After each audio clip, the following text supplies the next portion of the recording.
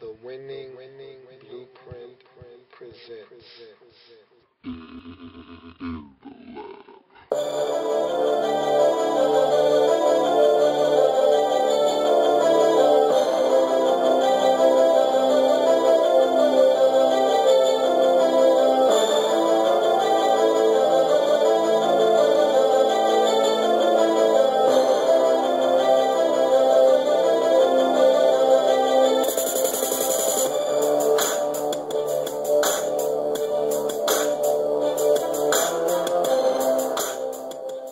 In the lab room. Welcome back. You're in the lab room. I'm your host, Lou. Thank you for joining me. It is Thursday. That means it's football day. All right. So Thursday always starts the week of football. So we are now embarking on week 3 of the NFL season. And so this Thursday night matchup pits the defending champion New York Giants against the Carolina Panthers. And this is a very, very intriguing matchup because the Panthers right now are in a position to beat two of the better teams from a year ago in the NFC in back-to-back weeks at home. And for a team that has lofty expectations as the Carolina Panthers do this year, it would be a big feather in their cap to be able to say, we beat the Super Bowl defending champion Giants and the NFC South defending champion New Orleans Saints in back-to-back weeks, albeit at home. Nonetheless, you still got it done. And this Panthers team has the talent, the weapons on the offensive side of the ball to do it. Their question mark is going to be on defense. Can this defense hold down Eli Manning in this passing attack? They got some help already with the news that star wide receiver Hakeem Nicks is going to be out with a foot injury in this game. He's not going to be able to play. And so if you're the Carolina Panthers, that means you immediately turn your attention to Victor Cruz. Victor Cruz, you going to stop Victor Cruz? Can you stop Victor Cruz? Can you stop Victor Cruz? You're going to have to stop Victor Cruz tonight if you want to win. And really, he's the only option that Eli Manning has left. There's no Dominic Hickson as well. So you take the number 1 and the number 3 receiver out of the equation for the New York Giants, and you're just left with 1B. You took 1A away in Hakeem Nicks. They're left with 1B in Victor Cruz. There's no 3 in Hickson. And so Ramses Barden and their first-round selection, Ruben Randall, guys are going to have to step up tonight for the Giants. So far, Martellus Bennett has had a solid season at tight end thus far for the Giants. They're going to need a contribution from him as well. And this is a banged-up New York Football Giants team coming into this Thursday night tilt. This is one Thursday night game that does not favor the Giants, because if this game was played on Sunday, maybe 1 or 2 of these guys who are missing this game would be able to play. But because this game is on a Thursday, haven't had the proper time to heal and rest up, get the treatment that they need, guys aren't going to be able to go on Thursday. And that's the problem with some of these Thursday night matchups, is that it's such a quick turnaround after playing on Sunday that if you get a hurt ankle and under normal circumstances, you would be able to go on a Sunday getting stem treatment, getting the massage and the treatment and the icing and everything during the course of the week, and then being able to suit up and go, having it heavily taped on Sunday. Thursday shows up right after Sunday in terms of a couple of days of rest. You let your body recuperate. You watch film, lift a few weights. You don't even get time to get treatment. You don't even get time to test the ankle. You can't go. And so a lot of guys are finding themselves in that boat on these Thursday night games. Greg Jennings was a victim of it a week ago, where he couldn't go. He wanted to go desperately, but he couldn't because it was just too quick of a turnaround from Sunday. And so the Giants are really feeling the effects of the game on Sunday versus the Tampa Bay Buccaneers. They have a lot of guys out. They are really banged up. One team has their star receiver, the other doesn't. Both of them were banged up. Steve Smith nursing injuries of his own. He's going to be able to go, though. On the other side, Hakeem Nicks is not. And so we're going to see who steps up for the Giants, because right now, Eli Manning, although he threw 3 interceptions and it was Dr. Jekyll, Mr. Hyde, first half to second half, he's hot right now. 510 passing yards, 5 touchdown passes, bringing his team back. That's big boy numbers right there. That's, as Eli put it, those are elite numbers. And so I'll tell you what, the Panthers have their hands full. Although he's missing targets all over the place, Eli Manning is going to find a way to get the ball to whoever's on the field. And so are they going to make plays with it when they get the opportunity? We will see. But Eli Manning is going to give them a chance to make plays. This Panthers defense has to come ready to play, has to do their best to force Eli into turnovers, force the Giants off the field on third downs, get the ball to this offense, because this Panthers offense showed last week against the Saints that if they come against a defense that is reeling, that can't stop them, they're going to put up points. It was looking a little sketchy and dicey after week 1 when Tampa Bay absolutely shut down the Panthers on the offensive side of the ball. Again, in that game, there was no Jonathan Stewart. And again, that's a divisional game. That's family business. Those Bucs know the Carolina Panthers awfully well. And so they were ready for the quarterback draw. They were ready for the spread offense. They were ready for everything that the Panthers had to offer. This is a different team in the Giants who don't see the Carolina Panthers every day. They don't have to deal with a dual threat quarterback like Cam Newton. And so this is going to be a challenge for that defense. What has been impressive in this season thus far is the play of the Carolina Panthers, especially on the offensive end. You look at week 1, Cam Newton and the offense did not put up a lot of points, but they were still moving the ball down the field. They just made too many mistakes in that game. And the Bucs were able to take advantage of it. But they were just as impressive, way more impressive, in fact, in week 2 against the New Orleans Saints, where they executed their offense to perfection. Cam Newton was running the football. He was passing the football. He was a dual threat that took the NFL by storm in his rookie season a year ago. And so this offense was clicking. That two-headed monster rushing attack of Jonathan Stewart and DeAngelo Williams will be on display as it was last week. The Giants is going to be up to the Giants to stop them. And so that this Panthers offense is impressive. What has not been impressive thus far in this season is this vaunted Giants pass rush. What happened to it? This is supposed to be one of the elite pass rushing units in all of football. Right now, they only have 4 sacks to their name. And in 2 games, 4 sacks, you do the math. I can do it. That's 2 sacks per game. That's not elite. And so, watching that Tampa Bay Buccaneers game a week ago, Josh Freeman had all the time in the world to survey the field and figure out exactly what he wanted to do with the football. Did he want to go underneath to Doug Martin? Did he want to take the intermediate route to Mike Williams? Or did he want to go up top to Vincent Jackson? He had time to look at all 3 levels, figure out what he wanted to do, make a conscious decision, and then fire the football. This Giants pass rush was non-existent last week.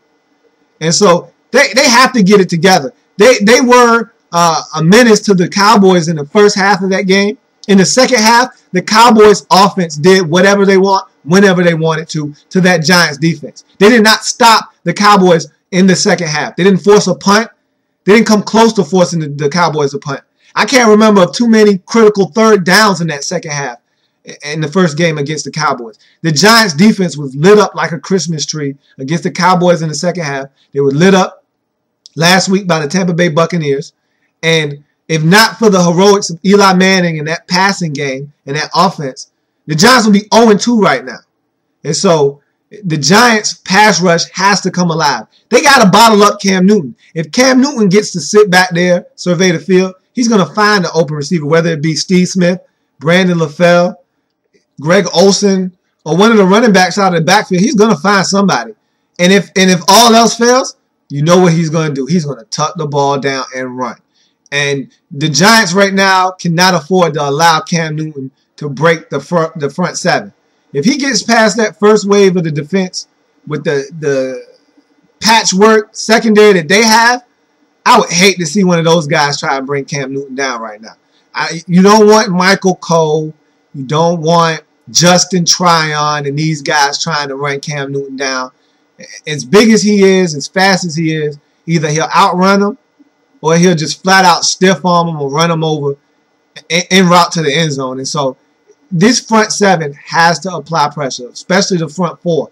They have to get pressure with four, allow the rest of the defense, the last seven, to play coverage and keep their eye on Cam Newton at the same time.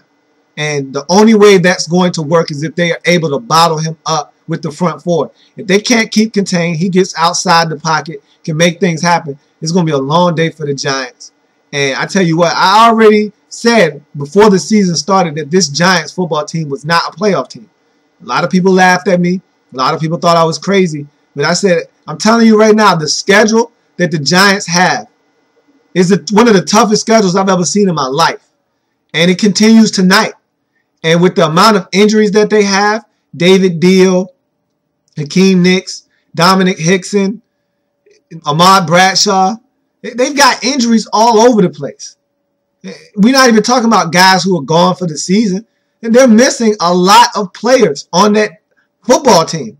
And it's hard. It's already hard to win games when you're at full strength. Try doing it with a good portion of your roster not able to suit up. That's what the Giants are facing tonight. It's a daunting task.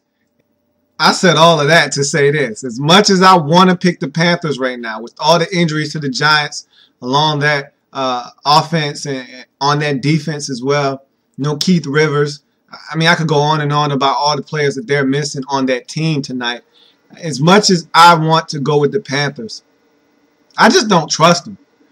Look, they won a big game last week against New Orleans at home, have a chance to win back-to-back games against teams that made the playoffs in the NFC a year ago, a chance to cement themselves as a real player in the NFC landscape as far as the playoffs are concerned. I don't trust them. I'm sorry. I'm not sure they're ready for big boy football. This is prime time, a team that was not on TV at all last year in prime time. This is primetime football. Everybody's watching. I'm not sure they're ready for the spotlight yet. They have to show me. Show me what you can do. What you going to do, Carolina? The spotlight is on you. The spotlight is on Cam Newton. The spotlight is on this team. You put a bullseye on your back by coming out and saying that you were going to win a Super Bowl this year. That's pretty lofty expectations for a team who only won 6 games a year ago. I think you really got in over your head here. And as much as I want to pick you tonight because the Giants are banged up and could possibly see guys not step up who are in the spotlight themselves and have a chance to make a name for themselves and might not be able to step up when that light is shining its brightest and its hottest, I still got to go with the Giants. I can't bring myself to pick a team that I've never seen get it done on this stage before. And so I'm going with the Giants, 27-23 over the Panthers. And we're going to see. I think that Eli Manning, he's going to put the ball in position for these guys to make plays. Will they make plays? We'll see. But the key will be the Giants' defense getting pressure on Cam Newton. If they could do that, they're going to win this football game. And I'm convinced they'll be able to do just enough to beat the Panthers tonight. You want me to believe that you're for real, Carolina? Prove me wrong. Go on national TV in front of the whole world. Beat the defending Super Bowl champions in your home stadium. Take care of business. I'm not a believer, though. You guys have a long way to go before you can start calling your own shots, before you can come out and beat the elite teams in conferences and beat teams that are good. The Giants, I don't know if they're elite, but the Giants are a good football team. And they won the Super Bowl for a reason. They have veteran players who know how to get it done. And you right now, as the Panthers, are a young football team trying to find your way, trying to find out what it means to win, find out how to win big ball games. And this is a big ball game for you. You beat the Saints last week, and I give you kudos for that. However, that's family business. You know the Saints. You know what they like to do. You know their tendencies. That's family business. So I take that win, and while that was a big win for you, I throw that out the window because the Giants aren't in your division. You don't know what the Giants are about. You don't play the Giants 2 times every season. And so for that, I can't pick you tonight. I can't go with the Carolina Panthers. And it's hard for me to wrap my brain around relying on guys like Ramses Barden and Ruben Randall and guys like that for Eli Manning to deliver the football to. But look, I already said it.